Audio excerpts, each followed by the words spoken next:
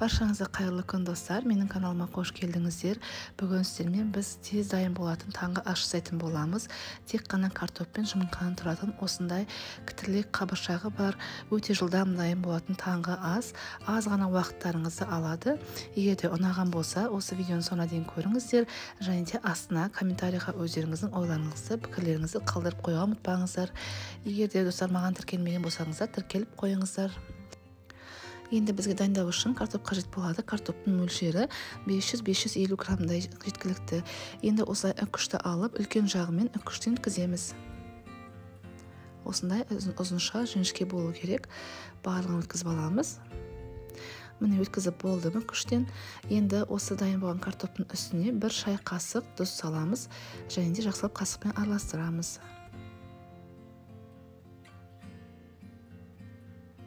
Араластырып болғаннан кейін картопымыздың суы шыққанша 10 минуттай қоя тұрамыз. Әбден араластырып қойыңыздар осылай. Енді 10 минуттан кейін міне осындай суы шықты. Енді қолымызбен жақсылап тұрып суын осылай қолымызбен қысып алып тастаймыз. Бізге құрғақ картоптар қажет болады. Картопымызды сығып болғаннан кейін міне осы табамызды қыздырамыз орташа отта, және де үстіне сұйық май құйып, картоптарымызды қолмен тегістеп барлығын осы ыдысымызға салып шығамыз. Табамызды әбден қыздыру керек. Сол кезде картоптың асты бізде кітірлік болып, әдемі болып піседі. Осылай барлығын тегістейміз. Одан кейін үстін қалақпен тағы да тегістеп шығамыз.